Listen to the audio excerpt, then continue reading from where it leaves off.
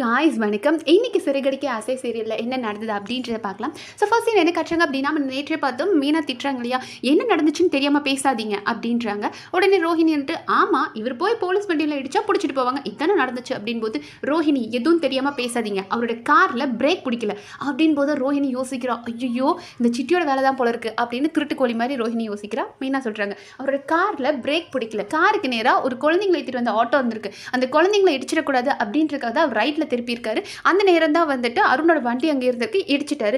அருணுக்கும் இவருக்கும் ஆல்ரெடி பிரச்சனை இருக்கனால அருண் இதை வச்சு பெருசு பண்றாரு, அவரோட வண்டியை பிடிச்சி வச்சுக்கிட்டாரு. இங்க பாருங்க ஸ்ருதி, நான் சொல்றேன்னு தப்பா எடுத்துக்காதீங்க, உங்க அம்மாவுக்கு நீங்களும் ரவியும் இந்த வீட்டில் இருக்கிறது பிடிக்கவே இல்லை, அதனால தான் ஏதாவது ஒரு சின்ன பிரச்சனைனாலும் இவரை வச்சு பேசிக்கிட்டு இங்க வந்து சண்டை போட்டு வராங்க, அவங்க ரெண்டு பேரும் பிரிச்சுட்டு கூட்டிட்டு போனோம் தான் இப்படி வராங்க அப்படின் போது உடனே நம்ம ஸ்ருதியோட அம்மா இருந்துட்டு பாத்தியா இவ எப்படி பேசுறா பாத்தியா அப்படின்றாங்க. விஜயா இருந்துட்டு ஆமா என்னதுப்பா மரியாதை இல்லாம பேசிட்டு இருக்கா அப்படின்ட்டு இந்த ரவுடி பயலுக்கு, அதாவது நம்ம ஸ்ருதியோட அம்மா சொல்றாங்க, இந்த ரவுடி பயலுக்கு இது என்ன புதுசா, எப்போதும் இப்படி தானே பிரச்சனை பண்ணுவான், ஏதோ நான் தான் சொல்றேன்ற மாதிரி பேசுறாங்கன்னு மீனா கோவம் வந்துருச்சு. ஏங்க என் புருஷன் ரவுடி இதுன்னு பேசுனீங்கன்னா மரியாதை கேட்டுரும், அப்புறம் நான் பேசிடுவேன் அப்படின்னு விஜயா இருந்துட்டு ஏய் என்னடி பெரியவங்க கிட்ட மரியாதை இல்லாம பேசுற அப்படின்னு திட்டுறாங்க. அப்ப மீனா சொல்றாங்க அத்தை உங்க பிள்ளை அவங்க எப்படி எல்லாம் பேசிட்டு இருக்காங்க, இன்னைக்கு அவர் இங்க உயிர் பொழிச்சு வந்ததே பெருசு, இன்னைக்கு அவருக்கு ஏதாவது ஆயிருந்தா என்ன பண்ண முடியும், உங்க யாருக்கும் அதை பத்தி கவலை இல்ல, இந்த வீட்டுல ஒருத்தர் தானே அவர் என்ன எதிரியா, அவர் ஏன் எல்லாரும் இப்படி பேசிட்டு இருக்கீங்க, இன்னைக்கு கார்ல ஆக்சிடென்ட் ஆயிடுச்சு சரி அவர் வண்டியில் இடிச்சிட்டார் பரவாயில்ல, வேற ஏதாவது ஆயிருந்தா அவருக்கு என்ன ஆயிருந்தா நான் என்ன பண்ண முடியும் அப்படின்னு சொல்லி நம்மளோட மீனா அவங்களோட ஆதங்கத்தை சொல்றாங்க. இப்போ ஒருத்தருக்கு அதாவது ஒண்ணு அப்படின்னா நம்ம ஃபர்ஸ்ட் அவங்கள தான் யோசிப்போம் இல்லையா, பட் இவங்களுக்கு அவரை வச்சுதான் இந்த குடும்பத்துக்கு அசிங்கம் வந்துருச்சு அப்படின்ற மாதிரி சொல்றாங்க. ஸோ மீனா எல்லாத்தையும் எக்ஸ்பிளைன் பண்ணிட்டாங்க, இவரால் இந்த குடும்பத்துக்கு அசிங்கம் கிடையாது, இவர் நல்லது தான் பண்ணிட்டு வந்திருக்கார் அப்படின்ற மாதிரி சொல்றாங்க.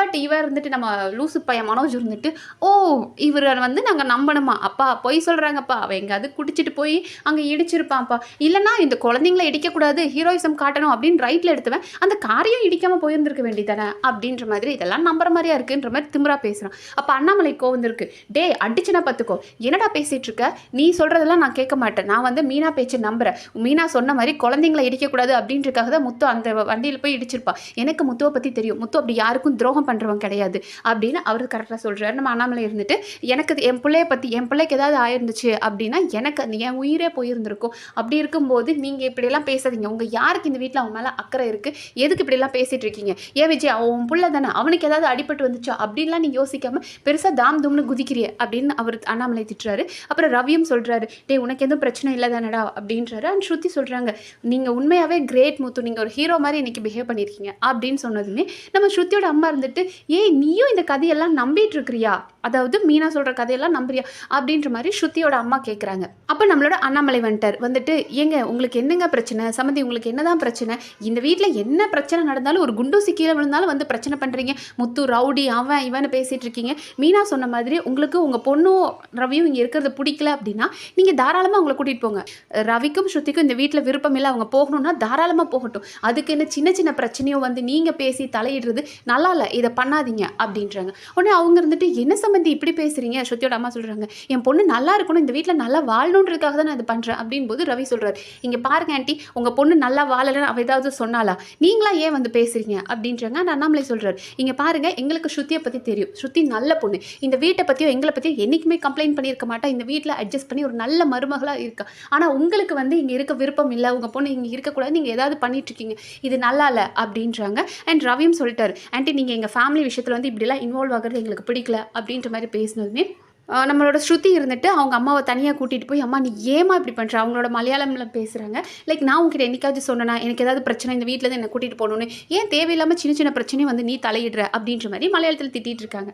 அப்போ நம்ம விஜயா வந்து என்ன இவங்க தெலுங்கில் பேசுகிறாங்க அப்படின்ட்டு ஏய் நீ என்ன சம்மந்தி ஏதோ பேசிக்கிட்டு இருக்க, அதாவது அவங்க தான் இப்போ கொஞ்சம் ரிச்சஸ்ட் ஃபேமிலி இல்லையா ஸ்ருதியோட அப்பா அம்மா, அதனால் அவங்களுக்கு ஜால் அடிக்கிறதுக்காக விஜயா சொன்னதும் அவங்க ஸ்ருதியோட அம்மா இருந்துட்டு சம்மந்தி அவள் உங்களெல்லாம் எதுவும் சொல்ல என்ன தான் சொல்லிட்டு இருக்கா, நான் வந்து இந்த வீட்டில் தலையிடக்கூடாதா எந்த பிரச்சனையிலையும், நான் தான் குடும்பத்துலேருந்து பிரித்து பார்க்குறேன்னு சொல்லிட்டு இருக்கா, ஆனால் நல்லா என் பொண்ணை எல்லாரும் மாற்றி வச்சுட்டீங்க, இந்த வீட்டுக்கு தகுந்த மாதிரி அவளை மாற்றிட்டீங்க அப்படின்போது அண்ணாமலைக்கும் வருது நாங்கள் யாரையும் மாற்றலை, இந்த வீட்டில் என்ன நடக்குதுன்னு அந்த பொண்ணு எல்லாத்தையும் புரிஞ்சுக்கிட்டு தான் பேசுகிறா அப்படின்னு, சரி இதுக்கு மேலே நான் தலையிடலை அப்படின்னு சொல்லிட்டு அசிங்கப்பட்ட வரைக்கும் போதுண்டா அப்படின்ற மாதிரி ஸ்ருதியோட அம்மா கிளம்பிடுறாங்க. அப்புறம் ஸ்ருதி சாரி கேட்குறாங்க, சாரி மீனா எங்கள் அம்மா பேசினதை மன்னிச்சிருங்க அப்படின்றாங்க.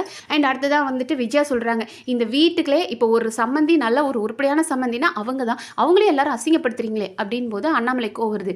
இங்கே பாரு, இந்த ஏற்றுத்தாழ்வு பார்த்தே பழகாது. இந்த வீட்டை பொறுத்த வரைக்கும் மீனாவோட அம்மாவும் சரி, ஸ்ருதியோட அம்மாவும் சரி, 2 பேரும் ஒன்று தான் அப்படின்போது அது எப்படி ஒன்றாக முடியும்? ஏன்னா இவங்க ஏழை, அவங்க பணக்காரங்கன்ற ரேஞ்சில் விஜயா பேசுகிறாங்க. அப்போ அண்ணாமலை கோவம் வருது. பிள்ளைங்க மருமக முன்னாடி நான் அவனை பேச வேணும்னு பார்க்குறேன், மரியாதை கிளம்புரு அப்படின்றாரு. ஸோ அவங்க போயிடுறாங்க. அப்புறம் நம்ம அண்ணாமலை கேட்குறாரு முத்துக்கிட்ட, சரி என்னாச்சுடா இப்போ வண்டிக்கு என்னடா சொன்னாங்க அப்படின் போது, அப்பா வண்டியை பிடிச்சி வச்சுக்கிட்டாங்க, லைசன்ஸும் கேன்சல் பண்ண 6 மாதத்துக்கு லைசன்ஸை கேன்சல் பண்ணிடுவாங்க, வண்டியும் ஓட்ட முடியாது அப்படின் போது விஜயா, ஓ இருந்த பொழப்பும் போச்சா அப்படின்னு, எப்போமா அந்த பக்கம் அப்படின்ற மாதிரி மறுபடியும் அண்ணாமலை திட்டிட்டு, இங்கே பாரு நீ எதுவும் கவலைப்படாத, உன் மேலே தப்பில்லை, நான் ஸ்டேஷனில் வந்து பேசுகிறேன் அப்படின் போது முத்து மீனா வந்துட்டு, இல்லை வேண்டாம் இவங்க அதை விட மாட்டாங்க, வேணும்னு பெரிய பிரச்சனை பண்ணுறாங்க. அண்ட் அது மட்டும் இல்லாமல் எனக்கு தெரிஞ்சவங்க ஒருத்தவங்க, மீனாக்கு அந்த பூ போடுவாங்களே ஒருத்தவங்க வீட்டில், ஒரு போலீஸ் வீட்டில், அவங்க வீட்டில் போய் நான் பேசி பார்க்குறேன் மாமா அப்படின்னு மீனா சொல்கிறாங்க. ஸோ அண்ணாமலை சொல்கிறேன், உன்னால் முடிஞ்ச அளவுக்கு ட்ரை பண்ணுமா, ஏதாவதுன்னா நான் பார்த்துக்கிறேன், நீ எதுவும் கவலைப்படாதா, நீ நல்லது தான் செஞ்சு நல்லது நடக்கும் அப்படின்னு சொல்லிட்டு கிளம்பிடுறாரு. அண்ட் அடுத்த சீனில் என்ன காட்டுறாங்க அப்படின்னா, அந்த சிட்டியை காமிக்கிறாங்க. ஸோ அந்த சிட்டி வந்து 2 பேரும் அனுப்பிவிட்டு முத்துவை வெறுப்பேற்றினாங்களே, அவன் வந்து எல்லாத்தையும் சொல்லும்போது இவன் அடிக்கிறான். ஏண்டா அப்போ ஒன்றும் நடக்கலை, அவன் நம்ம நினச்ச மாதிரி அவனுக்கு ஆக்சிடென்ட்டும் ஆகலை, அவனும் போய் யாரையும் பெருசாக இடிக்கல, இதுக்கு தான் நான் அவங்களுக்கு பிளான் போட்டு கொடுத்தனடா, நான் வெறுப்பேற்றுங்க நல்லா அவன் ஃபாஸ்ட்டாக போகணும்னு சொன்னேன் தானே அப்படின்போது, அண்ணன் நாங்கள் வெறுப்பேற்றி அவன் ஃபாஸ்ட்டாக வந்ததுனால தானே அந்த போலீஸ்கார வண்டியை இடிச்சான், வண்டியை பிடிச்சி வச்சுட்டாங்க, 6 மாதத்துக்கு அவனுக்கு லைசன்ஸ் கேன்சல் பண்ண போகிறாங்க, இதெல்லாம் நடந்துருச்சு இல்லைண்ணே, சரி என்னடா பண்ணுறது, நான் ஏதோ பெருசாக பிளான் பண்ணேன் அது நடக்கலை அப்படின்றான். அண்ட் இந்த இடத்துல வந்து அந்த ரோஹிணி மிரட்டுறாயில் ஒரு பிஏ அவனும் அங்கே தான் இருக்கிறான். அதுக்கப்புறம் அவனும் சொல்கிறான், சரி விடு அவனுக்கு தான் லைசன்ஸ் கேன்சல் ஆயிடுச்சு பார்த்துக்கலாம் அப்படின்போது சிட்டி யோசிக்கிறான், சரி ஏதாவது இன்னும் பெருசாக அவனை சிக்க வைக்கணும், அப்போ நான் அவனை பார்த்துக்கிறேன் அப்படின்ட்டு இருக்கான். ஸோ அந்த சிட்டியை பார்க்க அந்த டைம் சிட்டியை பார்க்க இன்னொரு ரவுடி பையன் வரான். பார்த்தா அவன் வந்து செயின் ஸ்நாச்சர் போல இருக்குது. ஸோ அவன் வந்துட்டு, ஆனால் நான் நீ வர அப்பப்போ ஜெயிலுக்கு போயிட்டேன், நான் பொழப்புக்கு என்ன பண்ணுறதுன்னு தெரியல, நான் இது ஒரு சேட்டம்மாக்கிட்டேருந்து அடித்தேன் அப்படின்னு சொல்லி ஒரு செயின் காமிக்கிறேன், செயின் வித் டாலர் இருக்குது.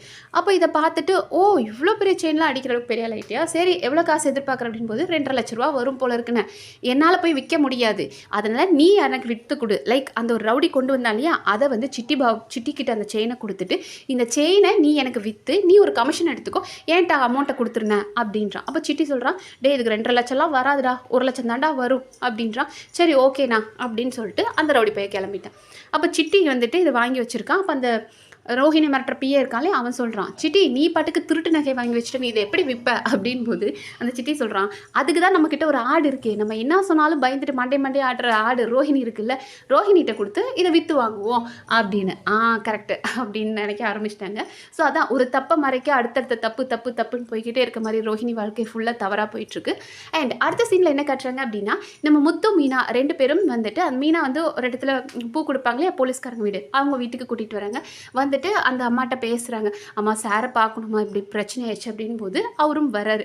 வந்துட்டு கேட்குறாரு, டே என்னப்பா பிரச்சனை, அவனுக்கு எப்போ பாரு அருண் கூட பிரச்சனை, அவனை எதே வண்டி ஏற்றி கொல்ல பற்றியா அப்படின் போது மீனா சொல்கிறாங்க, ஐயோ சார் அப்படிலாம் கிடையாது, அவர் ரொம்ப நல்லவர், அவர் வண்டியில் பிரேக் பிடிக்காமல் போயிடுச்சுங்க சார் அப்படின் போது அந்த போலீஸ் கேட்குறாரு, அது எப்படிமா கரெக்டாக போய் இவனுக்கு பிடிக்காத அருண் வண்டியிலே அவன் வந்து இடிப்பான், இப்போ அருண் என்ன சொல்லிட்டு இருக்கான் தெரியுமா, முத்து என்னை கொல்ல பார்த்துட்டான், அன்றைக்கி வந்து என் வண்டியை இடிச்சிட்டான், காரை வச்சு என்னோட பைக்கை இடித்தான், ஒருவேளை நானே பக்கத்தில் இருந்தால் அவன் நான் இடித்து கொல்ல பார்த்துருப்பான், கொலை முயற்சி அப்படின்ற அளவுக்கு அருண் பேசிகிட்டு இருக்கான். முத்து சொல்கிறாரு, சார் நான் அப்படிலாம் பண்ண மாட்டேன் சார், நான் ஒரு சாதாரண டிரைவர், ஒரு போலீஸை இடிச்சிட்டு போயிட முடியுமா சார், ஆனால் அருண் தான் சார் வேணும்னே பிரச்சனை பண்ணுறாரு அப்படின் போது சரின்னு அவர் சொல்கிறார், சரி ஓகே நான் பேசி பார்க்குறேன், முதல்ல அருண் ஏன் ஸ்டேஷனில் இருந்தார், இப்போ ஒரு வேறு ஸ்டேஷனில் இருக்கார், நான் அந்த இன்ஸ்பெக்டர்கிட்ட பேசுகிறேன் அப்படின்னு சொல்லிட்டு இவர் அவருக்கு கால் பண்ணி பேசுகிறாரு. பேசிட்டு சொல்கிறாரு, என்னதான் பிரச்சனை உங்கள் 2 பேத்துக்கும், அருண் மேலே செம்ம காண்டில் இருக்கான் போல இருக்கு, 6 மாதத்துக்காச்சும் ஒரு லைசன்ஸை பிடிங்கி வைக்கணும் அப்படின்னு பேசிகிட்டு இருக்கானாமே அப்படின் போது முத்து சொல்கிறார், சார் அவருக்கும் எனக்கும் சின்ன பிரச்சனை சார், பட் அவரு தான் ஒரு ஈகோவில் எப்போ பாரு சண்டை போட்டுக்கிட்டே இருக்காரு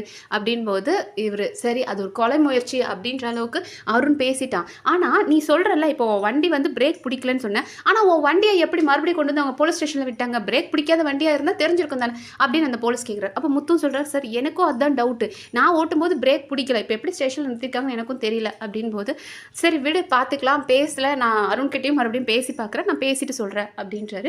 முத்து மீனாவும் சரி ரொம்ப தேங்க்ஸ் சார், பட் நாங்கள் வந்து அப்படி வேணும்னே பண்ணலை, உண்மையாகவே குழந்தைங்களை இடிக்கக்கூடாது அப்படின்றக்காக தான் டேர்ன் பண்ணேன், நல்லதான் சார் நான் பண்ணேன் அப்படின்ற மாதிரி அவர் சொல்கிறாரு. மீனாவும் சார் ப்ளீஸ் சார் எங்களுக்கு முடிஞ்ச ஹெல்ப் பண்ணுங்க சார், ஏன்னா இவருக்கு டிரைவிங் மட்டும்தான் எங்களோட பொழப்பே அதை நம்பி தான் இருக்குது, எங்களுக்கு அதை விட்ட வேறு வேலையே தெரியாது, 6 மாதத்துக்கு லைசன்ஸ் கேன்சல் ஆயிடுச்சு அப்படின்னா எங்கள் வேலைக்கு நாங்கள் என்ன பண்ணுவோன்னே தெரில சார், ப்ளீஸ் சார் எங்களுக்கு இந்த ஹெல்ப் பண்ணுங்க அப்படின்ற மாதிரி கெஞ்சுறாங்க. அப்போ அந்த போலீஸ் சரிம்மா நான் அருண் கிட்ட பேசி பார்க்குறேன் அப்படின்னு சொல்கிறாரு. அதோட இன்னைக்கு எபிசோட் முடிச்சிட்டாங்க. ஸோ பார்ப்போம் நாளைக்கு எபிசோடில் வேறு என்னென்ன இன்ட்ரெஸ்டிங்காக நடக்குது நம்ம அடுத்தடுத்த வீடியோவில் பார்க்கலாம். நன்றி.